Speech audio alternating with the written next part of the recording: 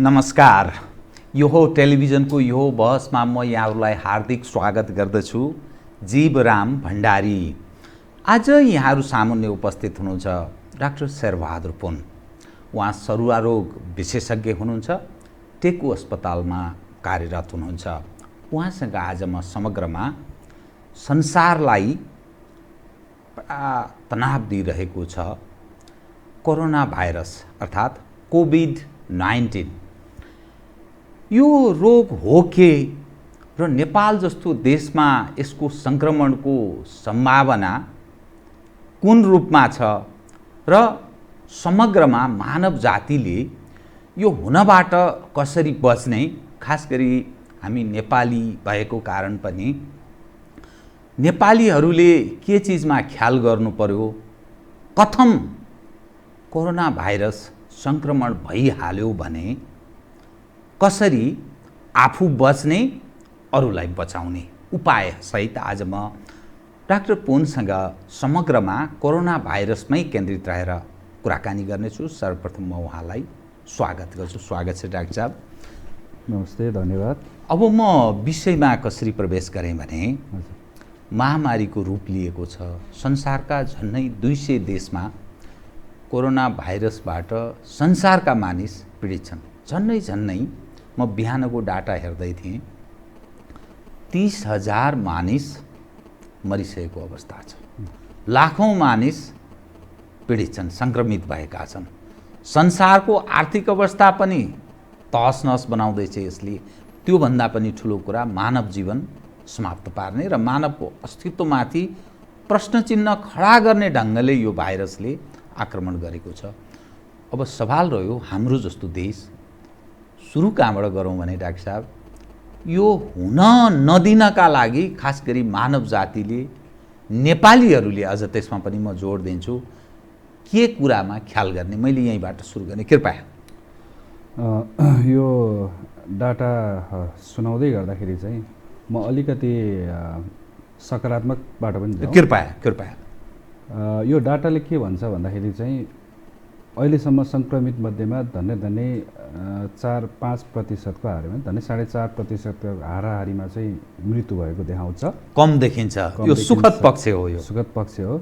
र अझ राम्रो पक्ष चाहिँ 21% हाराहारीमा उपचार पश्चात गए, फर्केर घर गए।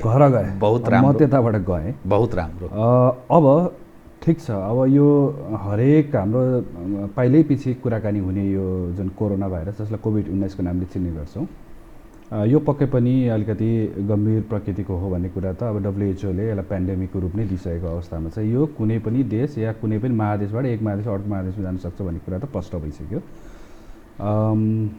मलाई यो कुरा भन्दै गर्दाखेरि अहिले पनि मलाई खुब याद आउँछ। म सायद विदेशी भाषामा लेखेको लेखमध्येमा मेरो पहिलो मध्येमा एउटा होला, जुन बेलामा मैले पुसको 20 गते एउटा लेख प्रकाशित गरेको थिएँ। यो भर्खरकै पुसको कि यो गएको उसको। र त्यो बेलामा मैले यो लेख्दै गर्दाखेरि चाहिँ मलाई थाहा थिएन यसले यस्तो विश्वमा तहल्का मचाउँछ भनेर। म राति बसेर कल्पना गरेर लेखिरहेको थिएँ कि यो चीनमा यो 41 को हाराहारीमा यो सार्स जस्तो भाइरसले चीनमा के गर्यो त भन्ने यो विश्लेषण गर्दै लेख्दै गर्दाखेरि चाहिँ मैले त्यो बेला मेरो एउटा सुझाव पनि थियो, सार्स जस्तो भाइरस चीनमा देखियो, नेपाल कति जोखिममा। त्यो बेलादेखि नै मैले पहिलोपटक कलम चलाएको थिएँ। र त्यो बेलामा जुन बेला म राति बसेर लेखिरहेको अवस्था मलाई थाहा थिएन यसले पछि गएर चाहिँ आजको मितिमा यो आएर यति नाम परिवर्तन हुँदै मान्छेको चाहिँ हजारौँ मान्छेलाई यसले चाहिँ यस्तो गर्दो रहेछ भन्ने कुरा मेरो कल्पना पनि थिएन है त्यो बेला। तर तपाईँको त्यो पूर्वानुमान मतलब यो हुन सक्छ भन्ने काहीँ न काहीँ मलाई लागेको थियो। त्यो विश्लेषण हो मेरो, होइन? त्यो बेला मैले के भनेको थिएँ भन्दाखेरि हाम्रो एउटा भित्री नाका, पहिलो नाका चीनबाट है, अब दक्षिणतिरको त्यो बेला कुरा गरेर चीनबाट आउने एउटै नाका छ। त्यो नाका भनेको त्रिभुवन विमानस्थल। त्यहाँ इबोलाको बेलादेखि एउटा हेल्थ डेस्क छ, तर त्यसलाई चाहिँ क्रियाशील त्यति नभएको कि भन्ने खालको थियो। सुझावको हकमा चाहिँ मैले त्यो बेलामा चाहिँ हामीले त्यसलाई दायरा बढाउने यो ट्रेनिङ लिएको मान्छेलाई पनि अलिक थपथाप गर्ने हो कि भनेर त्यो बेलामा, जुन बेलामा सायद विश्व नै सुतिरहेको थियो, मतलब थिएन, त त त्यो बेलामा चाहिँ मैले अघि पनि भने लगभग दावा म के गर्छु भने त्यो बेलामा विदेशी भाषामा लेखेको एउटा सानै ठुलै जुनै आर्टिकल होस् मैले नेपाली भाषामा लेखेको थिएँ, तर त्यो बेलामा खासै त्यति चर्चा परिचर्चा पढे जस्तो मलाई लाग्दैन। महत्त्व दिएन छैन यो समाजले हैन। अब त्यसको ठ्याक्क 2-3 हप्तापछि चाहिँ CNN BBC जुन ठुलो मिडिया छ अन्तर्राष्ट्रिय स्तरको त्यहाँ आइसकेपछि बल्ल यसको नाम चाहिँ बिस्तारै सुनिन थाल्यो। तर त्यो बेला SARS जस्तो भाइरस भन्ने थियो। पछि यसलाई चाहिँ 2019 एनकोप भनेर नाम दियो। त्यो भनेको चाहिँ 2019 मा देखिएको र नोभेल कोरोना भाइरस। त्यही कारण अहिले पनि हाम्रो जनजीवनमा कोरोना भनेको कारण त्यो, यद्यपि यसको नाम चाहिँ कोभिड-19 र गइसकेको छ। र यसरी यत्रो नाम परिवर्तन भएको पनि देखेँ। जुन बेला मैले लेख्छु मलाई अहिले पनि सम्झना छ, म त्यो राति बसेर जुन बेला लेखिरहेको थिएँ कल्पना गरेर होइन यो के हो कसो हो, तर मैले कहिले यतिसम्म सोच्न भ्याएन कि यहाँ हजारौँदेखि लाखौँ सङ्क्रमित हुन्छ, लाखौँ त अमेरिका मात्र भयो भनौँ न होइन, त्यसरी होला भनेर चाहिँ मैले कहिले पनि त्यो बेला कल्पना पनि गरेन। तर मलाई चाहिँ किन हो थाहा छैन, मेरो मनभित्र मलाई लेख्न मन लाग्यो र सायद यसको केही समस्याहरू पनि आउला कि भनेर भित्रबाट आएको कुरा हो र त्यो बेला मैले लेखेको थिएँ। यसरी हेर्दाखेरि चाहिँ हामी पहिले नै जोखिममा थियौँ। अहिले मात्र होइन, यो पछि धेरै मान्छेले जोखिममा छ त्यो यो भनिरह होला, तर त्यसपछि लगालग मैले चाहिँ अनुसन्धान प्रकाशित जुन ठुल्ठुलो देशका मतलब ठुल्ठुलो युनिभर्सिटीले निकालेको म हेर्न थालेँ। हेर्दै जाँदाखेरि चाहिँ यसको रूप परिवर्तन हुँदै गयो, भनेको मतलब भयावह हुँदै गयो र चीन दोस्रो धनी देश हो विश्वको, त्यो देशलाई पनि अलिकति अप्ठ्यारो परेको देखेँ। भनेपछि हामी त त्यो बेलादेखि सजग हुनुपर्ने थियो भन्ने हो। अब नेपाल चाहिँ भौगोलिक स्थितिले काहीँ न काहीँ हामी अलि सजग भएनछौँ भन्ने यसरी मेरो अलिकति जस्तो लाग्छ। अलिकति ढिलै भयो नि, अहिले त ठिकै छ, तर पनि त्यो बेलादेखि नै हामी पछिल्लो प्रयत्न ठिकै छ भन्ने समय थियो जस्तो लाग्छ मलाई। अनि त्यसपछि चाहिँ यो भौगोलिक दृष्टिकोणले अनि त्यसपछि मैले हेर्न थालेँ नेपालमा पर्यटक कति आउँछ, दोस्रो ठुलो देश रहेछ भारतपछि गएको वर्षको डाटा। अनि त्यसपछि म फेरि विदेशीलाई मात्र होइन नेपालीतिर पनि हेरेँ, अध्ययनको सिलसिलामा व्यापारको सिलसिलामा र कुनै कन्फरेन्स भनौँ कार्यगोष्ठीको उसमा चाहिँ जाने सङ्ख्या पनि धेरै बढ्दो रहेछ। भनेपछि उताबाट विदेशीले ल्याउने मात्रै स्वयं नेपालीले पनि ल्याउन सक्छ भन्ने कुरामा म निर्क्युलमा थिएँ। यो हुनसक्छ है भन्ने कुरा भए पनि त्यही पहिलो एकजना विद्यार्थीले नेपालमा पहिलोपटक कोरोना भाइरस नेपाल उसँगै आयो, यद्यपि त्यसपछि फैलेन, हामी त्यो चाहिँ भनौँ। र नेपालको स्थिति अहिले के छ भन्दाखेरि चाहिँ अहिले पनि म दोहोऱ्याइरहेको छु। पहिलो कुरा हामी कहाँबाट सोच्छौँ भन्दाखेरि निको पनि हुँदो रहेछ। यहाँसम्म समस्या के आयो, सकारात्मक सोच राखौँ। सकारात्मक सङ्क्रमण भयो ल, अब म मऱ्यो, सङ्क्रमण भयो, एउटा जुन छरछिमेकीमा त्यसलाई एकदम नराम्रो दृष्टिकोणले हेर्ने होइन। अब कतिलाई त पुलिसै लगाएर पनि के गर्यो भन्ने कुराहरू आयो, त्यो तरिकाले होइन, लाग्ने बित्तिकै पनि मर्दैन। र म एउटा के भन्न चाहन्छु भने कोरोना भाइरस आफैमा नेपालको नौलो होइन। मान्छेले सोध्छ नौलो एकदम न्यू भाइरस हो, भाइरस आफैमा होइन, तर यसको फ्यामिली हुँदो रहेछ कि फ्यामिलीमा चाहिँ सार्स, मर्स, कोरोना भाइरस र अरू 4वटा पहिल्यै जन्मिसकेका थिए। यो कान्छो चाहिँ यसको बच्चा, कोरोना भाइरसको कान्छो बच्चा भन्छु म यसलाई। र यो फटा हुन्छ कि नयाँ राम्रो हुन्छ त्यो मान्छेलाई डर त्रास, यो बढ्दै गइरहेछ, यसको उमेर बढ्दै गएको छ, यसले कतातिर के गर्छ है, बदमास छ, यो जता पनि जान सक्छ भन्ने कुरा भएको र मान्छेमा त्रास आएको छ।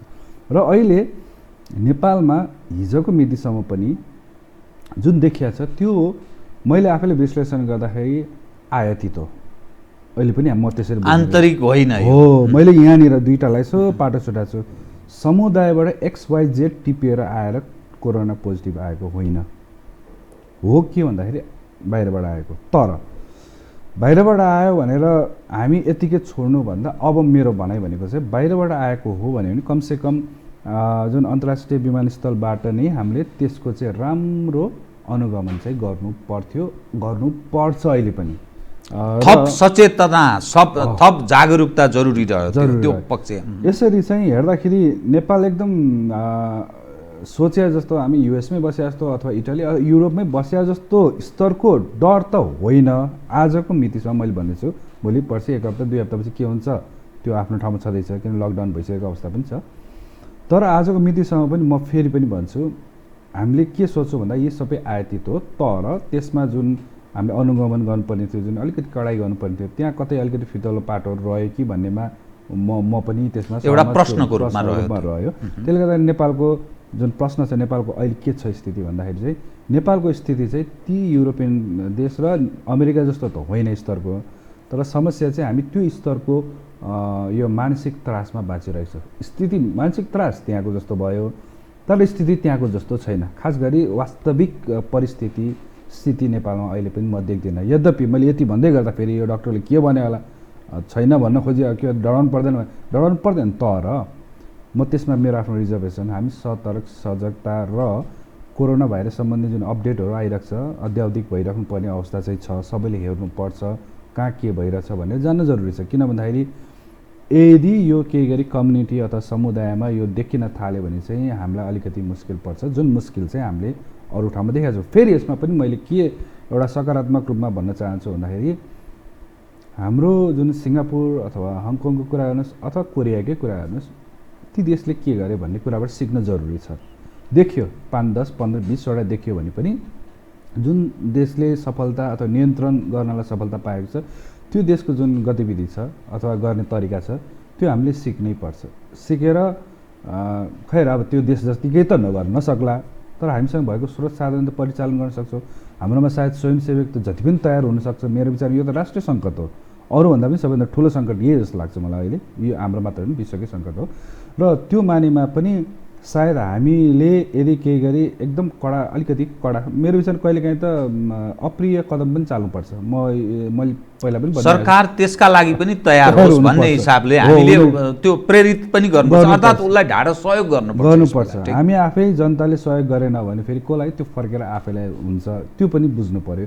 यसरी सरसर्ती हेर्दा तुरुन्तै युरोपियन देश अथवा अमेरिका जस्तो त्रसित हुनुपर्ने स्तर होइन, तर हामी भइरहेछौँ त्यो नगरौँ।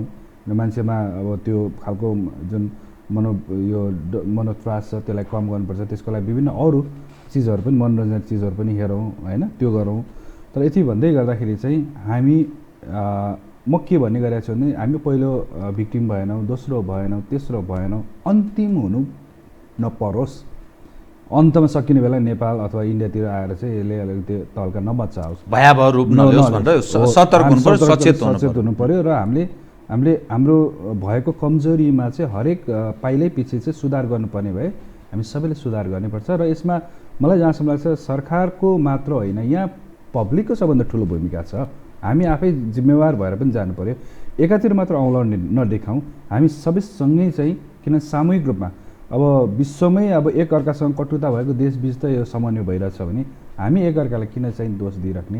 यो त राष्ट्रिय सङ्कट, अन्तर्राष्ट्रिय सङ्कटै हो र हामी चाहिँ सबैजना मिलेर यसलाई अगाडि बढाउनुपर्छ भन्ने मलाई मेरो चाहिँ यो एकदम बलियो। डाक्टर साहबलाई मैले यसमा 2-3वटा कुराहरू जस्तो सार्स आयो, इबोला, अनि नेपालकै सन्दर्भमा कुरा गर्दा ट्युबरक्लोसिसको एक समय बडा भयावह अवस्था थियो ट्युबरक्लोसिसको, अनि बिफरको त्यस्तै स्थिति थियो। अनि तराईतिर गयो भने त्यो मलेरियाले चाहिँ समाप्त पार्छ भन्ने त्यो खालको स्थिति थियो। त यो जुन अहिले पछिल्लो समयमा डाक्टर साहब अलिकति टेक्निकल पार्ट पनि एउटा प्राविधिक पक्ष पनि राम्रो नलेज राख्ने विशेषज्ञ भएको कारणले यो जुन कोरोना भाइरस छ, चीन यसको उद्गम स्थल मानिन्छ। तत्पश्चात अरू देशहरूमा क्रमशः फैलिँदै गयो। देखियो पश्चिमा देशहरूमा यसले बडा ठुलो तनाव दिएको छ, महामारीको रूप लिएको छ। खास गरी अमेरिका र युरोप अहिले हेर्दाखेरि त्यहाँ असाध्यै ठुलो अप्ठ्यारो अवस्थाबाट उनीहरू गुज्रेका छन्।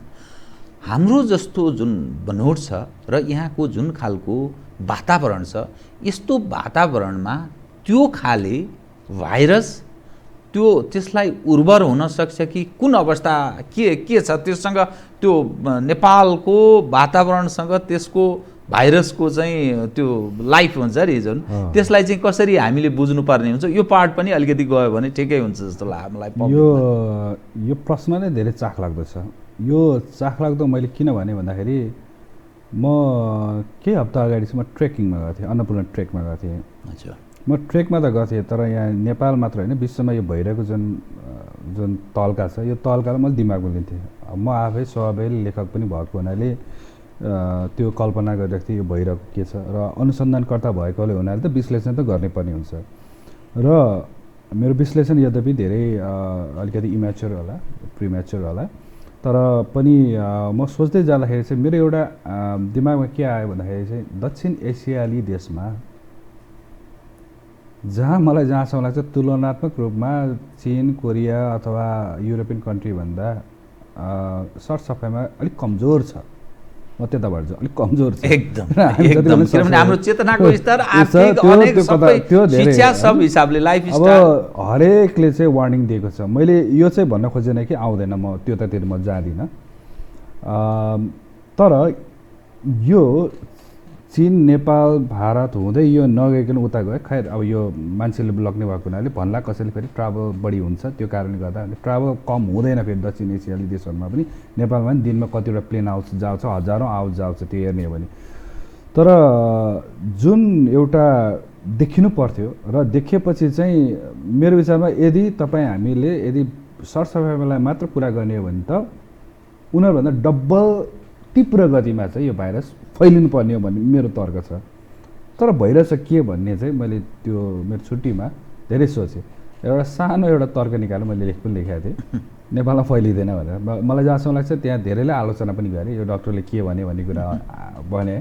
नेपालमा आलोचना गर्ने कमी नै छैन, म त्यसलाई स्वागतै गर्छु, जति गर्नुहोस् होइन। तर म त्यहाँ मैले के लेखेको थिएँ भन्दाखेरि चाहिँ हामीहरूको जुन समाज छ यो समाज पहिलो कुरो नमस्कार गर्ने एउटा पूर्वीय दर्शन छ, हात मिलाउनु भन्दा त्यो सबैले मानेकै हो। बहुत राम्रो हामीले मात्र माने हो कि अहिले पश्चिमा देशले पनि मानेछ। डाक्टर साहब यो हाम्रो पूर्वीय संस्कारले त जुन परम्परा जुन हाम्रा पूर्वजहरूले तयार गरे यसले त संसारलाई अहिले गाइड गर्यो, यो त डोमिनेट गर्यो संसारको। त हामी पो रहेछौँ जननी जस्तो। खालि समस्या कहाँ आयो भन्दा हामीले त्यसलाई एक्सप्लेन गरेनौँ, तर पश्चिमाहरूले सानो कुरालाई बढी एक्सप्लेन गर्छ। हामीमा एक्सप्लेन छैन, किन नमस्कार गरे थाहा छैन। अब बाबुबाजेले गरे त्यही कारण गरे, तर अहिले यहाँनिर अलिकति क्लियर भइरहेको प्रमाणित हुँदैछ कि हामी कति वैज्ञानिक अवलम्बन गरेका थियौँ। त्यस्तै गरेर चाहिँ मैले अलिकति कहाँ जोडेँ भन्दाखेरि अहिले पनि WHO लगायत विश्वका हरेक देशले चाहिँ हात धुनुलाई पहिलो प्राथमिकता दिन्छ। अब त्यो हात धुनुलाई हाम्रो पूर्वीय दर्शनसँग जोड्नु छ। एउटा त नमस्कार गर्ने आफ्नो ठाउँमा छँदैछ, दोस्रो चाहिँ मैले कहाँनिर लिएँ भन्दाखेरि हामी हरेक पटक जानी नजानी हात धुँदो रहेछौँ। अब त्यहाँ जोडेँ, किन हात धुनलाई छ पहिलो एकदम राम्रो मानेको छ, यसलाई मैले यहाँ लिएर जोडेँ। त्यसो भए हामी के गर्छौँ त, उदाहरणको लागि नेपाल, इन्डिया, बङ्गलादेश सबै लगभग उस्तै छ। हेर्दा चाहिँ हामी हातले भात खाँदो रहेछौँ, अगाडि पछाडि धुन्छौँ, भाँडा माझ्छौँ, चिया पनि जोस् लगतै खाइरहन्छ, माझले नै माझिरहन्छ, हात त्यो पानी खेलाइरहन्छ। उहाँहरू चाहिँ अब खाने बेलामा अलिकति चमच काँटाहरू बढी प्रयोग गर्नुहुन्छ र धुँदाखेरि पनि मेसिनले धुने चलन छ। हामी लुगा धुन्छौँ हातले धुन्छौँ। उनीहरू हुन त यद्यपि अहिले पनि वासिङ मेसिन चल्दै होला, तर उहाँहरू धेरै नै हातैले बिजुली विभिन्न कारणले गर्दा, पानीको कारणले, यो कारणले गर्दाखेरि हामीले त्यो धुँदो रहेछौँ हातैले। टोइलेट गयो पानी नै चलाउनु पर्ने, उनीहरूको टोइलेट पेपर युज गर्नुपर्ने। खानेकुराहरूमा यद्यपि खानेकुरामा एकदम ठ्याक्कै डाइरेक्ट लिङ्क त छैन, तर WHOले भनेअनुसार चाहिँ मासु पनि राम्रोसँग पकाएर खानु, यो जुन जनावर चराचुरुङ्गीको अगाडि सकेसम्म काम नपरेसम्म चाहिँ त्यहाँ समीपमा नजानु भन्ने कुराहरू पनि छ। त्यसलाई पनि एउटा आधार मान्यो भने चाहिँ हामीले चाहिँ खानेकुरा साह्रै मजाले पकाएर खाँदो रहेछ। एकदम मासु त पुरै पकाउँछौँ, पश्चिमाहरू त काँचो मासु खान्छ, डिग्रीमा हुन्छ, उनीहरू काँचो खान्छन्। सो यो तर्क मैले दिएँ, तर यो तर्क अब कति ठिक कति बेठिक श्रोताहरूले दर्शकहरूले छुट्याओस्, तर यहाँ आउँदैन भने होइन। मैले यो जुन दिनमै 1000 5000 जुन देख्यो भनेर भनेको छ नि, त्यो चेन हो, एक अर्कालाई फैलाउने चेन। त्यो चेन यही कारणले ब्रेक भएको हुनाले चाहिँ एकदम ढिलो तरिकाले, जस्तो हामीहरूको फ्ल्याट इन द कप भन्ने छ हाम्रो यो साइन्टिफिक उसमा, त्यो भनेको चाहिँ अचानक धेरै वात्त बढ्यो भने हाम्रो स्वास्थ्य संरचनालाई ध्यान दिएन, डक्टर पुग्दैन, किनकि एकैचोटि धेरै फैलियो। तर यसलाई नै ग्रेजुअली आउनु त आओस्, नआउने रोक्ने त कसैले रोक्दैन, आयो र यसलाई बिस्तारो तल झऱ्यो भने चाहिँ हाम्रो संरचना ल त्यसमा 100-200 बेड थपिएला, संरचना नि पुग्ने अपुग हुने सम्भावना एकदम साफ सर्टेज भन्छौँ हामीले, त्यस्तो खालको समस्याहरू नआउन सक्छ। तर त्यसले चाहिँ कतै न कतै चेन ब्रेकको काम कतै गरेको त होइन भन्ने चाहिँ मेरो आयातित आउला। मैले भने फैलिँदैन म पनि भन्दिनँ, तर जुन तीव्र गतिमा जुन छ नि, जुन हाम्रो चाहँदैनौँ कि खास गरी यो स्वास्थ्य कर्मीहरू चाहँदैन, वाद त बढ्यो पनि सक्यो त्यो त्यही बेलामा ठेक्न नै सकिँदैन किनभने हाम्रो प्राविधिक पक्ष जनशक्ति सबै हिसाबले गाह्रो हाम्रो मात्र होइन इटाली पनि ठेकेन अमेरिका पनि ठेकेन चाइना पनि ठेकेन उहाँले त झन् रातारात अब हस्पिटल बनाउनु पर्यो ठेक्दैन संसारमा कुनै पनि देश महामारी कहाँ फैलिन्छ भन्ने थाहै नहुने भएको हुनाले कहिलेकाहीँ प्रश्न चाहिँ नेपाल पूर्ण तयारी छ पूर्ण तयारी कुनै पनि देश छैन म एन्सर त्यसलाई दिन्छु अब कोसिस गर्ने आफ्नो ठाउँ छ र त्यो हाम्रो अहिले पनि यो कप जुन यसरी जाँदाखेरि चाहिँ वाद त सबै चिज अचानक धेरै सङ्ख्यामा चाहिनुपर्ने र यसरी गएर तल यसलाई सप्रेस गर्न सक्यो भने चाहिँ अहिले भएकोमा अलिकति थपथाप गरे पनि हामीले यसलाई नियन्त्रण लिन सक्छौँ भन्ने खालको यो अलिकति स्वास्थ्य यो उसमा छ र त्यो मानेमा चाहिँ मेरो चाहिँ त्यो कतै न कतै त्यसले चेन जुन फास्ट ऱ्यापिड जुन स्पिड हुनुपर्ने त्यहाँ कतै न कतै यसको भूमिका छ कि भन्ने चाहिँ होइन भन्यो भने चाहिँ मलाई जहाँसम्म लाग्छ डब्लुएचओले वार्न त गरेको छ मेबी इन्डिया एउटा टार्गेट प्राइम अर्को नेक्स्ट हुनसक्छ भनेको छ तर पनि तपाईँ हामीले हेर्ने हो भने जुन नम्बर जुन पत्ता लाग्यो देख्यो भन्ने छ नि त्यो चाहिँ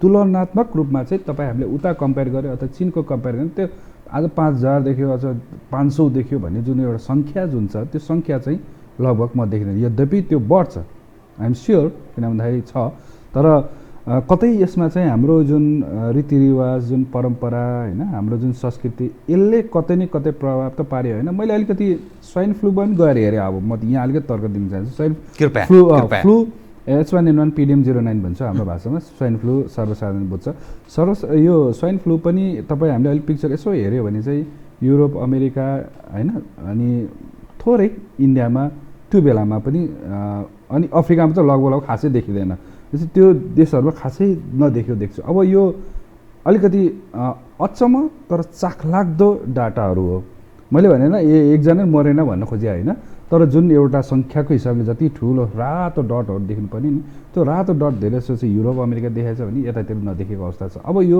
कतै हामीहरूको खानपान ह्युमिडिटी क्लाइमेट यो धेरै कारण छ कि भनेर चाहिँ म त्यो विश्लेषण गर्छु यद्यपि यसको नतिजा मैले निकालेको होइन मतलब वैज्ञानिक आधारमा कुनै त्यस्तो अनुसन्धान गरेर भने होइन तर यदि कसैले चाहिँ हात नमस्कार गरेर चाहिँ सहन सक्दैन सर्ने सम्भावना कम हुन्छ भने यदि बिलिभ अथवा विश्वास गर्नुहुन्छ भने यहाँनिर यसलाई अलिक गहिरेर हेर्ने हो भने हामी साबुन पानीले धुइ नै राख्दो रहेछ त्यो साबुन पानी फेरि यस्तो छ कि त्यो चलाउने बित्तिकै त्यो कोरोना भाइरस हो भने छिट्टै फाट्टै जाँदो रहेछ यो कमजोर खालको होइन अनि मैले फेरि तर्क के दिएँ भन्दाखेरि चाहिँ हो त्यसो भए धेरै मान्छेले भन्ला झाडापाखालाई डाइरिया यिनीहरू चाहिँ किन देखायो त भन्ने प्रश्न पनि आउँछ यस्तो हुन्छ कि मान्छेहरूमा हरेकको एउटा नेचर हुन्छ कसैले घाम सहन सक्ने कसैले नसहन सक्ने कसैलाई यो बानी हो कसैलाई धेरै अमिलो मन पर्ला कसैले नपर्ला कसैलाई नुनिलो मन पर्ला कसैले नपर्ला भने जस्तै चाहिँ मैले केमा जोड दिएँ भन्दाखेरि यद्यपि यो अलिकति प्रिम्याच्योर कुरा गर्दैछु म र अलिकति तार्किक कुरा गर्न खोजेँ एकदम ठिक छ एकदम ठिक डाक्टर साहब रेबिज भाइरस पनि कस्तो रहेछ भने टोक्यो यदि के गरी घाउ छ र त्यहाँ पानी 10-15 मिनट खनाइदिनुहोस् 90% त्योभन्दा अझ बढी भाइरस आफै बगेर नष्ट भएर जान्छ अब मैले त्यो मतलब हेर्न खोजेँ होइन अनि त्यो पनि मैले तर्क मेरो लेखमा लेखेको छु यो यदि त्यस्तो हो भने सायद यो पनि सजिलै त्यस्तो हुने हो कि भन्दै गर्दाखेरि चाहिँ विभिन्न जुन बायोकेमिस्ट्री पढेको जुन हुनुहुन्छ उहाँहरूले पनि एउटा तर्क के थियो साबुन पानी चाहिँ ले त्यसलाई चाहिँ निष्क्रिय बनाउँदो रहेछ एकैचोटि मतलब सजिलोसँग भन्ने कुराहरू पनि आयो त्यसपछि लेखहरू जसमा म खुसी नै छु भनेको मतलब साबुन पानी चलाउँदा सबैभन्दा राम्रो रहेछ त्यसले गर्दाखेरि चाहिँ मैले के भने गरेको छु नआत्तिनुहोस् यो मानेमा कि तनाव नलिनुहोस् त्यसले झन् समस्या सिर्जना अब हामीले कतै पनि जाँदा छुन्छौँ नि र हामी हाम्रो कार्यस्थलदेखि बाहिर कार्यस्थलदेखि घर नपुगेसम्म सकेसम्म यो हातलाई घरिघरि अनुहार नपुगाउँ र घर पुग्ने बित्तिकै यदि साबुन पानी धुनुहुन्छ भने सक्यो त्यसपछि किनभने यही सबभन्दा बढी मात्र हामी चल्ने हो कि हात जता पनि चलाउँछौँ र यही नै मुख्य त्यसले गर्दाखेरि हामी सतर्क सबै कुराहरू हुनुपर्छ तर त्यो लेभलमा जुन स्तरमा जुन डर त्रास छ त्यो डर त्रास भन्दा पनि हामी अलिकति कन्स्ट्रक्टिभ भएर होइन हामीले कसरी त अब यो आउँदै त कसैले भन्दा मैले पहिले पनि भने आयातितहरू हुन सक्ला तर समुदायमा छिर्न दिनु भएन हाम्रो अब म दर्शकलाई नि जो लाखौँ दर्शक हेरिरहनु भएको छ जस्तो डाक्टर साहब र मेरै दिनचर्याको कुरा गऱ्यौँ नि बिहान उठ्यौँ म 4:15 उठेँ मैले 2 गिलास मनतातो पानी लिएँ तत्पश्चात म नुहाइधुवाइ गऱ्यौँ अरे अनि गाडी ड्राइभ गरेँ यहाँ आएँ यहाँ आएपछि सबै तयार भएँ डाक्टर साहब पनि सायद त्यसै गरेर आउनुभयो होइन गाडी आफै चलाउनु म पनि आफै गाडी चलाएर अब यहाँ समस्या के रह्यो भने अब म यहाँ कार्यक्रमहरू चलाउँछु, केही समय बस्छु अफिस, त्यहाँबाट म घर जान्छु।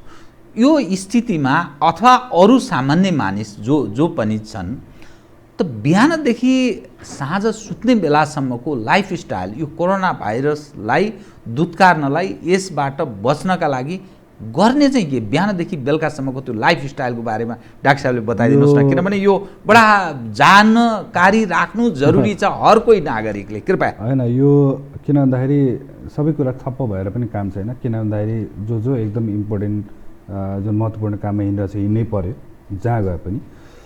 र मैले के भने गरेको छु भन्दाखेरि चाहिँ पहिलो कुरा हामीले हात धुनेको त महत्त्व बारेमा यसै पनि कुराकानी गऱ्यौँ। मलाई जहाँसम्म लाग्छ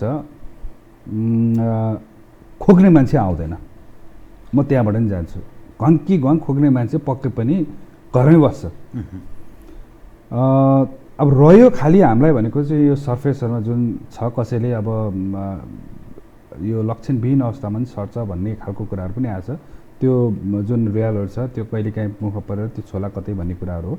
हामी के गरौँ भन्दाखेरि चाहिँ हरेक जुन इक्विपमेन्टहरू हामी छुन्छौँ, छोएपछि चाहिँ एउटा अहिले यो अलिकति परिस्थिति नै यस्तै भएको हुनाले चाहिँ एउटा जुन हात धुने र साबुन त्यो चाहिँ अनिवार्य राखिदिनु होला। र केही घन्टाको अन्तरालमा आफै धोए पनि भयो। र विशेष गरेर कुनै चिज भनौँ एउटा सामान छोयो अथवा चलाएपछि चाहिँ साबुन पानीले हात धुने गऱ्यो भने मेरो विचारमा कोरोना मात्र किन, अरू विभिन्न रोगहरू पनि त अहिले गर्मी महिना बढ्दै जाँदा त्यो पनि छ, अनि चाहिँ त्यसबाट पनि बचाउ हुन्छ।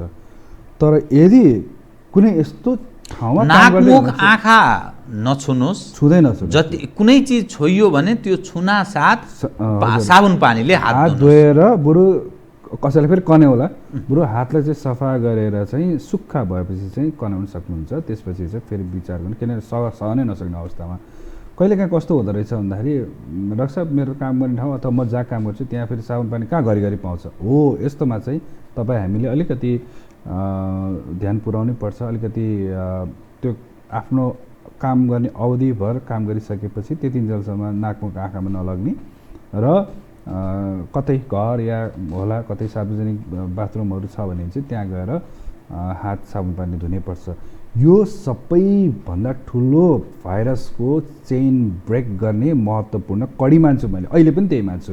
मैले मात्र होइन, खास पश्चिमा देश जो अलिकति विकसित छ भन्छ उनीहरूले भनिरहेको, तर हामीले जानी नजानी गरिरहेको। उनीहरूले भनिरहेको तर हाम्रो चाहिँ हाम्रो जुन समाज जुन परम्परा छ त्यसले बाध्य बनाएको। भनौँ न बिहान पनि पूजा गर्ने बेला भाँडा माझ्नै पर्ने, कसैले त बिहान नुहाउनै पर्ने, कसैले राति अब विभिन्न यो सबै यो धर्मले कतै रोग यो छोएको, हाम्रो परम्परा जुन छ त्यसले पनि छोएको र पहिला बाबुबाजेले गर्दै आएको। यो कतै न कतै हामी पानीसँग खेल्छौँ। फेरि कसैले भन्छ पानी कहाँ पाउँछ, होइन रहेछ। के रहेछ नेपालीको बानी भन्दाखेरि चाहिँ लास्ट यो गएको पछिल्लो वर्ष चाहिँ डेङ्गु यति फैल्यो, यसो हेरेको त नेपालीले पानी त जहाँबाट जो गर्दो रहेछ, अनि त्यो पानीमा लामखुट्टे आएर बस्दो रहेछ। भनेको मतलब पानी दुःख छ तर मान्छे हो जहाँबाट पनि ल्याउँछ, जसरी पनि त्यसको गर्छ। त्यसले गर्दाखेरि चाहिँ अहिले पनि लुगा धुने अथवा पानीको प्रयोग नगर्ने भन्ने छैन। पानी त पक्कै पनि अहिले पनि छ, समस्या छ। त्यसले गर्दाखेरि हामी पानीको धेरै प्रयोग गर्छौँ। र मलाई जहाँसम्म लाग्छ भारतकै पनि अलिकति मैले निहालेर हेरिरहेको छु, त्यहाँ पनि हामी सबैले हेर्ने हो भने जुन सङ्ख्या छ त्यो सङ्ख्यामा जुन सयौँ अथवा हजारौँको यो 24 घन्टा 48 घन्टामा जुन देखिया छ त्यो देखिया चाहिँ छैन। अब यो एउटा कारण होला भनेर भनेको छु मैले, फेरि ठोकुवा गरे होइन है, फेरि यहाँ सबैले फेरि ठोकुवा गऱ्यो भन्ला। मैले यो खालि हाम्रो जुन परम्परा जुन पुरानो रीतिरिवाज अथवा हाम्रो संस्कृति छ त्यसले कतै न कतै के यस्तो खालको भूमिका खेलेछ कि भनेर मैले खास त्यो भन्न खोजेको। र मलाई जहाँसम्म लाग्छ तपाईँ हामी सबैले यदि सहमत छौँ हात धुनु भनेको चाहिँ कोरोना भाइरसको बाट बस्नु भनेर भन्नुहुन्छ भने पनि पक्कै पनि योसँग चाहिँ कहीँ न कहीँ गएर जोडिन आउँछ। त्यसले गर्दाखेरि चाहिँ आई थिङ्क हामीले हात धुन यिनीहरू चाहिँ छोड्नु पनि भएन। अब मास्क पक्कै पनि लगाउनु पर्छ, त्यो किन भन्दाखेरि हामी एउटा समूहमा जान्छौँ, तर पनि मास्क फेरि हामीहरूको दिमागमा के छ भने मास्क लगाउने बित्तिकै वा म ठिक भइहाल्यो, त्यो पनि होइन है। मेरो यति भनाइ हो, हामी त्यो हुँदाहुँदै पनि सतर्क रहनुपर्ने हुन्छ भन्ने म चाहन्छु। फेरि पनि जुन स्थिति हामीले हरेक दिन सुन्ने देख्ने गरिरहेछौँ त्योबाट तर्सिने भन्दा पनि हामीले अलिकति नजिकबाट हेर्नुपर्ने हुन्छ। र सम्बन्धित निकायलाई पहिला गाली गर्नुभन्दा अगाडि म कति इमान्दारी छु त्यो एकचोटि बुझौँ। यहाँ त म टेलिभिजनमा कतिजना चाहिँ अब ग्रुपमा गफ गरेर हिँडे पनि देख्छु।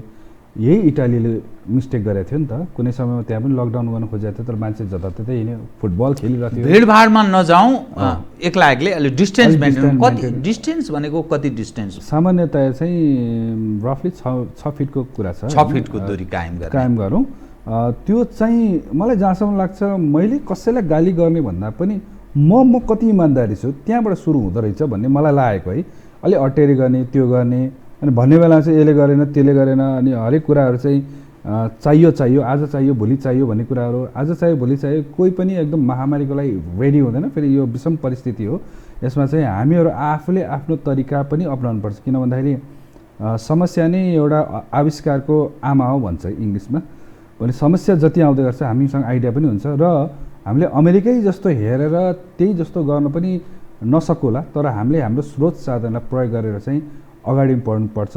र नेपालले यस्तो काम गरेर देखाओस् जुन चाहिँ दक्षिण एसियाली देशमा नै एउटा रोल मोडलको काम गरोस्। मेरो चाहना चाहिँ म अमेरिका अरूबाट सिक्ने भन्दा पनि हो, सिक्नुपर्छ, राम्रो कुरा सिक्नुपर्छ, तर हामीले पनि किन नगर्ने त त्यस्तै कुरा, जसले गर्दा भोलि अमेरिका युरोपियन देशहरूले चाहिँ नेपालको लागि ताली बजाउँछ, ओहो यस्तो थियो, चिनकै छेउमा थियो, उनीहरूले यो कोसिस गर्यो, ताकि त्यो गर्दाखेरि चाहिँ उनीहरूको देशमा त्यो खालको भएन भन्ने खालको पनि त बनाउन सकिएला नि। डाक्टर साहबलाई नि अब यो जस्तो मानिलिनुहोस् कसैलाई सङ्क्रमण भयो भने त्यो पहिलो कुरा त परीक्षणको एउटा विषय भयो, त्यसले चरम रूप चाहिँ कति दिनसम्ममा देखाउँछ? अब इटालीकै कुरा एउटा लिउँ, धनधनै 2 हप्ता या 3 हप्ताको बिचमा चाहिँ एकैपल्ट केस अलिकति बढेको देखियो भन्ने कुराहरू छ।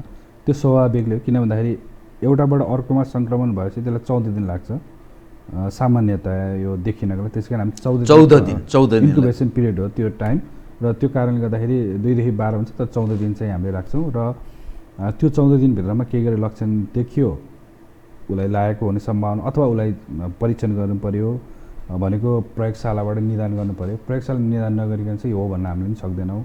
एकदम महामारी फैल्यो भने त त्यो पनि गर्न आवश्यक छैन, तर अहिलेको यो सुरुको फेजको कुराहरू चाहिँ सामान्यतया त्यो लक्षण चाहिँ के अलिकति यो पनि एउटा जानकारी होस् न, एउटा दूरदराजमा बसेका मानिसहरूलाई पनि सङ्क्रमण भएको मानिसलाई के लक्षण प्रारम्भिक रूपमा देखिन्छ र त्यसको चरम रूप चाहिँ के हुन्छ? अब हामीहरूको सरकारबाट चाहिँ जुन लक्षणको कुराहरू छ त्यो 3वटालाई मुख्य मानेको देखिन्छ, जुन चाहिँ 100.4 डिग्री फरेनहाइट भन्दा माथि, 104 डिग्री ज्वरो त होइन, 100.4 सामान्य रूपमा 100 भन्दा बढी मानौँ त्यो डिग्री फरेनहाइट, अथवा होइन त्यसपछि श्वास प्रश्वास अवरोध आउनु र रुगाखोकी अथवा खोकीको कुरा गरेको छ। यो 3वटा छ।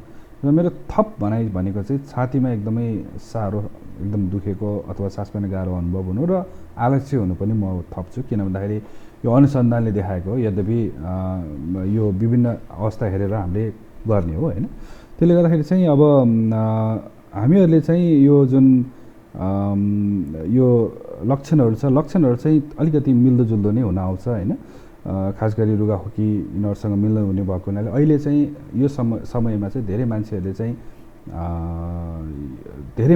चाहिँ अलिकति खोकी रुगा लाग्ने बित्तिकै कतै कोरोना हो कि भनेर एउटा त्रासको, किनभने यो मौसम परिवर्तनको समय छ, यो सिजन चाहिँ अब धुलोसुलो पनि उड्ने हुनाले रुगाखोकी धेरै लाग्ने समय पनि हो यो अहिले नेपालको। त त्यो भएको हुनाले चाहिँ मानिसहरूमा एक प्रकारको अलिकति त्रास जस्तो पनि देख्छु मैले। तर त्यो त्रास बाट अहिले यो समयमा हाम्रो खास गरी चाहिँ कम्युनिटीमा नभएको आधारमा भएको हुनाले चाहिँ सकेसम्म अहिले तुरुन्त डराइहाल्नुपर्ने अवस्था छैन। यद्यपि मान्छेहरूमा एक प्रकारको अलिकति डर त्रासहरू अहिले पनि छ, त्यो आफ्नो ठाउँमा स्वाभाविक होला, तर हामीले यो बारेमा पनि हामीले सोच्नुपर्ने हुन्छ। र यदि केही गरी हामीले यो समयमा XYZ हाम्रो कम्युनिटीमा देख्यो भने त्यो राम्रो भएन, तर अहिले हालको अवस्था चाहिँ त्यो भएको हुनाले लक्षण 3वटा। तर यसमा थप म के गर्न चाहन्छु भने अहिलेको लागि चाहिँ आयातित भएको हुनाले जो कोही पनि यदि केही गरी विदेशबाट आएको हो र यो थप 3वटा लक्षण देख्यो भने उसमा चाहिँ कोरोना भाइरस हुने सम्भावना रह्यो भनेर हामी लक्षण यो प्रयोगशालामा पठाउँछौँ र यदि केही गरी त्यसमा पोजिटिभ आयो भने त पक्कै पनि त्यसलाई आइसोलेट गरेर उपचार गर्नुपर्ने हुन्छ। यदि त्यस्तो नरहेछ भने चाहिँ त्यस्तो अरू नै यहाँकै कुनै स्थानीय स्तरको सङ्क्रमण, जस्तै उदाहरण गरेर रुगाखोकीको कुरा आयो, त्यो होला भनेर चाहिँ हामीले हेर्ने गर्छौँ। त्यसरी छुट्याउनु गर्छ। तर भोलि केही गरी चाहिँ कम्युनिटीमै देख्यो भने चाहिँ त्यसमा यसको खास त्यति ठुलो रोल हुँदैन। भनेको विदेशबाट आएको हो कि होइन भन्ने कुराहरू चाहिँ हामी त्यहाँनिर चाहिँ लेखाजोखा गर्दैनौँ। त्यो चाहिँ कम्युनिटीमै आइसकेपछि कुरा भयो र लक्षण कुनै पनि मिल्दोजुल्दो हुने बित्तिकै त्यसको चाहिँ जुन परीक्षण छ त्यो चाहिँ गर्न आवश्यक छ भनेर हामीले भन्ने गर्छौँ। डाक्टर साहब, अब यो एउटा अर्को हामी चरणमा प्रवेश गरौँ है कुराकानीलाई। डाक्टर साहबले बडा महत्त्वपूर्ण विषय के भनिदिनु भयो भने यो हुनबाट बच्नका लागि मानिसले डिस्टेन्स मेन्टेन गर्ने, धेरै भिडभाडमा नजाने, रुगाखोकी मर्की ज्वरो आएका मानिसहरूसँग अलिकति टाढै रहने, परिवारमा पनि अलिकति आफूलाई डिस्टेन्स मेन्टेन गर्ने, काहीँ न काहीँ त्यस्तो शङ्का लाग्यो भने एकान्तवासमा रमाउने, अहिले अब बाहिर भिडभाडमा जानु भएन। एक। अब दोस्रो पक्ष छ, मानिलिनुहोस् मानिसलाई भइसकेपछि चाहिँ उसले के चिजमा ख्याल गर्ने, ऊ स्वयंले र परिवारजनले के चिजमा ख्याल गरिदिनुपर्छ? यस्तो छ, यसलाई भइसकेको भन्ने बित्तिकै त्यो उपचारतिर जान्छ। तर जुन हामीले क्वारेन्टिनको जुन कुराहरू छ नि त्यसलाई अलिकति जोडेर हेरौँ। किन भइसकेपछि त सकिहाल्यो, ऊ यसै पनि उपचारतिरै जान्छ, यहाँ घरमा बस्ने कुरै भएन। यदि त्यस्तो अवस्थामा सम्भावित जोखिममा हुनुहुन्छ र हामीले त्यस्तो छुट्टै हाम्रो क्वारेन्टाइन जुन चाहिँ एउटा दूरी कायम गर्ने भन्छौँ, त्यो दूरी कायम गर्नु अति आवश्यक हुन्छ तबसम्म जबसम्म अघि हामीले भने जस्तै यो 14 दिनको कुरा हो। र यो मानेमा चाहिँ यदि केही गरी उहाँमा जसरी अहिले विदेशीहरूलाई सेल्फ क्वारेन्टाइन भन्ने एउटा भनिया छ, त्यसमा चाहिँ दूरी कायम गर्ने, अनि त्यसपछि सकेसम्म उसको अलिकति छुट्टै हरेक कुरा जुन प्रयोग गर्ने छ त्यो अलिकति छुट्टै हुँदा अलग्गै व्यवस्था गर्ने र त्यो बेलासम्म चाहिँ उनीहरूसँग बिचमा चाहिँ एकदम क्लोज कन्ट्याक्ट भनेको अघि हामीले भने जस्तै झन्डै 6 फिटको दूरी हामीले कायम गर्न सक्यो भने पक्कै पनि त्यतिन्जेल उहाँ अब कसरी बस्नुहुन्छ त्यसको लागि पनि हामीले अलिकति हेर्दै राम्रो हुन्छ। जस्तै इन्टरनेट कुराहरू होला अथवा कुनै त्यस्तो अलिकति मनोरञ्जन, किनभने मान्छेहरू बानी हुँदैन, तर बानी गर्नुपर्छ तर हुँदैन। तर यदि सम्भव भएसम्म उसले प्रयोग गर्ने चिजमा केही टिभी अथवा केही चिज यस्ता चिजहरू चाहिँ अझै हेर्न पायो भने उसलाई मनोरञ्जन पनि प्राप्त भइरहोस्, नत्र फेरि डिप्रेसनमा जान सक्छ। र मानिसको एउटा सोच के छ भन्दाखेरि चाहिँ जति खाली एक्लै बस्यो त्यति राम्रो आउँदैन, नराम्रै चिजले चाहिँ दबाउँछ र अझ ऊ बढी मानसिक तनावमा अझ थपिन सक्ने सम्भावना हुन्छ। त्यो गर्न सके झनै राम्रो भन्न खोजेको। यद्यपि अब त्यो स्रोत साधन भर पर्ने कुराहरू भयो, सबैले त्यो पनि गर्न नसक्ला। अनि अर्को कुरा चाहिँ मनमा अलिकति पोजिटिभ थिङ्किङहरू ल्याउनु पऱ्यो। के चाहिँ थाहा पाउनु पऱ्यो भन्दाखेरि सङ्क्रमण भइहाल्यो मृत्यु हुँदैन। मैले सुरुको एउटा डाटा दिएँ 21% त ठिक भएर गइसक्यो, 5% सङ्क्रमण हुँदा मात्रै डराउनु चाहिँ परेन, किनभने त्यो डाटाले नि देखायो सबै मानिस मर्दैनन्, एकदम थोरै सङ्ख्या छ मर्नेको सङ्ख्या थोरै नै छ। अझ मैले त कहिलेकाहीँ के गर्ने गरेको छु, तुलना पनि गरिरहेको छु, मर्स कोरोना भाइरस र सार्स कोरोना भाइरस। त्योभन्दा अगाडिको अरू 4वटाको त कुरै नगरौँ, त्यो सङ्क्रमण गरेछ सामान्य रुगाखोकीदेखि लिएर कडा आउने भन्ने। यो दुईवटाले चाहिँ अलिकति संसारमा आफ्नो जुन अहिले यस्तै भयावह स्थितिमा आकर्षित गरेको थियो मलाई थाहा छ। सार्स 2002 देखिएको थियो भने मर्स 2012 साउदीतिर देखिएको थियो। यद्यपि मर्स अहिले पनि फाटाफुट्टा देख्छ। सार्स चाहिँ केही समय महिना देखियो, त्यसपछि बन्द भएको हो। र दुवैको मृत्युदर हेर्ने हो भने मर्सको झन् 30% का हाराइमा छ भने यसको चाहिँ 9.5-10%, यसलाई रफली 10 भनौँ त्यस्तो खालको छ। र यसको चाहिँ हेर्ने हो भने झन् 4-5, 4-5, 3 यस्तै देखिन्छ। त्यो अवस्था हेर्ने हो भने त यो अरू योभन्दा अगाडिको जुन दाइहरू भनौँ यसलाई कोरोना भाइरस, यो अहिले कोरोना भाइरसका अगुवा भाइरस, त्यो अगुवा भाइरसहरू चाहिँ अझ बदमास थियो भन्ने देखिन्छ। यसको चाहिँ सङ्क्रमण दर अलिक तीव्र गतिमा देखिएको छ, तर मृत्यु दर यता हेर्ने हो भने चाहिँ त्यो देखिएको छैन। सायद यो यत्रो 14, 16, 17 वर्षको जुन अन्तराल छ यसमा पपुलेसनको पनि कुरा होला, भिडभाडको कुराहरू होला। अब यो आफ्नो ठाउँमा छँदैछ, त्यो कारणले पनि होला भन्न चाहन्छु। र अर्को कुरा त्यो बेलामा सायद इन्टरनेट, नेट, टेलिभिजन धेरै कम थियो होला, अहिले धेरै बुझ्यो। अर्को कुरा चाहिँ जति तपाईँले टेस्ट धेरैलाई गर्नुहुन्छ सङ्क्रमितको सङ्ख्या चाहिँ बढ्छ, तर मृत्यु दर बढ्नै पर्छ भन्ने जरुरी छैन। फेरि यसरी पनि हेर्नुपर्ने हुन्छ। त्यसले गर्दाखेरि चाहिँ अब उहाँहरू यदि क्वारेन्टाइनमा बसिराख्नु भएको छ भने पहिला हाम्रो प्राथमिकता भनेको छुट्टै मुभमेन्टलाई रिस्ट्रिक्सन अथवा आवत जावतलाई कडा गरेर चाहिँ 14 दिन हामीले गर्न सक्यो भने चाहिँ 14 दिनलाई एकान्तवासमा हामीले कमसेकम त्यतिमा रमाउने त्यो परिस्थिति सिर्जना गरौँ। त्यो परिस्थिति सिर्जना गर्नु परेर यदि केही गरी त्यो गर्न सक्यो भने हामी चाहिँ साँच्चै नै अब त्यो यसबाट अर्को व्यक्तिमा सर्न सक्ने सम्भावना हुँदैन। अस्ति भर्खरको सायद मलाई जहाँसम्म लाग्छ जो पहिलो एउटा व्यक्ति थियो अब उहाँ अब त्यो बेलामा जानुभयो, निधन त भयो, तर भाग्यवश त्यस्तो अब अवस्था सिर्जना त भएन। तर यो भन्दै गर्दाखेरि हामी त्यो अवस्थामा जानु हुँदैन। हामीले हाम्रो जुन विज्ञानले दिएको जुन एउटा आधार छ त्यो आधारमा टेकेर नै नेपाल सरकारले अथवा विश्वले नै सबैले यो क्वारेन्टाइनको अथवा एउटा अलिकति अलग बस्ने भन्ने कुराहरू अवधारणा ल्याएको, त्यसलाई चाहिँ त्यो आफैबाट गर्ने, त्यो अरू कसैले गर्ने पनि होइन, अरूले गरिदिने पनि होइन। र यसमा सबैभन्दा ठुलो इमान्दारिता र सबैभन्दा महत्त्वपूर्ण भूमिका भनेको चाहिँ हामी जनताले नै गर्ने हो अथवा सर्वसाधारणले गर्ने हो। हामी आफै सचेत हुनु पर्यो। डाक्टर साहब, अब यो म एउटा आम दर्शकलाई यो पनि एउटा लाभ लिइहालौँ जस्तो लाग्यो, एउटा सञ्चारकर्मी। डाक्टर साहब टेकु अस्पतालमा कार्यरत हुनुहुन्छ, महत्त्वपूर्ण जिम्मेवारी यहाँ म अलिक पहिलेदेखि पनि चिन्दछु, यहाँ निर्देशकको जिम्मेवारी पनि यहाँले निर्वाह गर्नुभयो, फेरि त्यसमा विशेषज्ञ तर विशेषज्ञ पहिले लामो समय चिकित्सकको भूमिका एउटा विशेषज्ञको रूपमा यहाँलाई बुझिने कारण पनि यहाँको जो क्षमता छ त्यो समग्रमा टेकु अस्पताल चाहिँ त्यो हाम्रो कति क्षमता राख्दछ अहिले, यो पनि अलिकति होस् न। र जे जति बिरामी आए यो कोरोना भाइरसका उनीहरूको अवस्था चाहिँ कस्तो छ अहिलेसम्मको अवस्था चाहिँ? डाक्टर साहब, अवस्थामा कोही पनि त्यस्तो समस्या छैन होइन। सबै अब अस्ति पनि सुन्नुभयो होला, उनीहरू चाहिँ सामान्य ज्वरो आउने अथवा अझ कतिलाई त घरमै आरामसँग बसिरहेको अवस्थामा पनि टेस्ट गरेर पत्ता लगाएको भन्ने कुराहरू आएको छ। त्यसले गर्दाखेरि अवस्था त्यस्तो गम्भीर होइन। तर यो भन्दै गर्दा मैले फेरि त्यसलाई नजरअन्दाज गर्न खोजे पनि होइन। र पक्कै पनि टेकु अस्पतालमा कहिलेकाहीँ गुनासो गर्छ, त्यहाँ जाने बित्तिकै फर्काइदियो भन्छ।